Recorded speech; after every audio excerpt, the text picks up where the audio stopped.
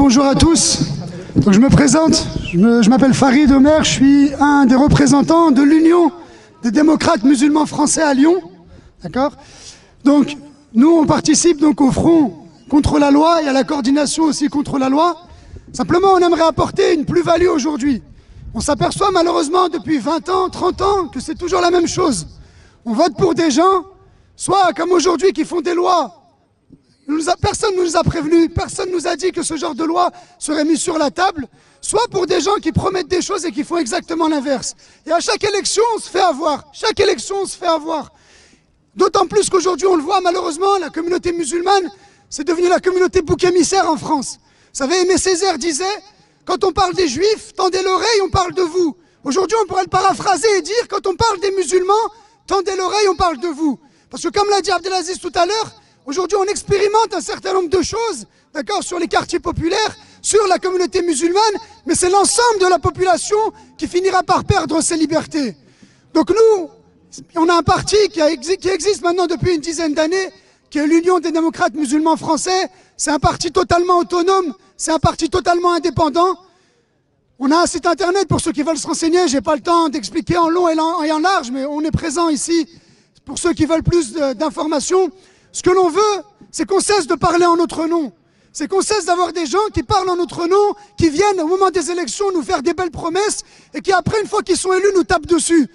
Darmanin, c'est l'exemple même. Si vous regardez ce qu'il a fait à Tourcoing, il est allé voir et il a quémandé les voix de la communauté musulmane en disant, c'est bizarre que cette communauté, elle vote toujours à gauche alors que, par exemple, ils sont contre le mariage pour tous et il a joué sur ces fibres-là pour aller quémander les voix auprès de cette communauté. Et maintenant qu'il est au pouvoir, il nous tape dessus et il critique ce qu'il appelle les élus communautaires, communautaristes, alors que c'est lui le premier qui a fait ça. Donc une fois qu'ils sont élus, ils nous tapent dessus et ils nous tapent dessus et ils servent de nous comme des boucs émissaires. Donc nous, ce qu'on veut faire, c'est plus seulement les concurrencer sur le plan associatif. Je dis souvent, au sein de la communauté musulmane, c'est vrai qu'on est une communauté très active. On ouvre des mosquées, on ouvre des écoles, on fait de l'humanitaire. Mais on voit aujourd'hui la fragilité sur laquelle on est et la fragilité dans laquelle ces projets de loi nous mettent. Parce qu'aujourd'hui, il suffit d'une décision ministérielle ou d'une décision ou d'un arrêté municipal et on ferme sans aucune raison des mosquées parce qu'il manque un extincteur, on ferme des écoles parce qu'il n'y a pas suffisamment de portes de secours. Et justement, l'objectif, avec ces lois, c'est de rendre tout ça légal. Donc nous, ce qu'on veut, c'est concurrencer ces gens-là sur le plan politique, parce que ces hommes politiques, ils ne comprennent que le langage des urnes. Et aussi, je m'adresse à certains camarades de gauche qui sont là et qui sont pendant longtemps venus quémander nos voix. Je vous donne un exemple très concret de pourquoi est-ce que c'est important d'avoir des partis politiques autonomes qui nous représentent. Vous savez, aujourd'hui, il y a deux projets de loi. Il y a le projet de loi contre la sécurité globale et ce fameux projet de loi contre le séparatisme. Et nous, ça fait des mois qu'on demande à ceux qui organisent les manifestations contre la sécurité globale d'inclure cette loi séparatisme et de nous mettre autour de la table. Ils font la sourde oreille ou ils refusent. Et ensuite, ils se permettent de venir parler en notre nom, en disant oui, le jour J dans les manifs, oui, on est aussi contre la loi séparatiste. Mais nous, qui sommes les premiers concernés, ils nous invitent pas et ils nous mettent pas autour de la table. C'est pourquoi aujourd'hui on ne veut plus voter pour ces partis. Ces partis ne nous représentent plus, que ce soit la gauche, que ce soit le centre, que ce soit la droite. D'ailleurs, vous regardez la loi sécurité globale et la loi séparatiste, elles ont été votées par des députés, y compris de gauche malheureusement. Donc c'est pour ça que nous on vous dit, c'est à nous de s'organiser politiquement. Il ne faut plus que l'on reste cloîtré dans le domaine associatif.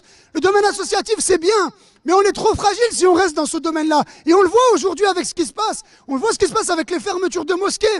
On a même Darmanin qui se permet de faire de l'ingérence et de trahir le principe de laïcité. À la mosquée de Pantin, il leur dit, si vous voulez rouvrir, vous me virez un tel, vous me virez tel imam, vous me virez tel responsable. C'est quoi cette ingérence?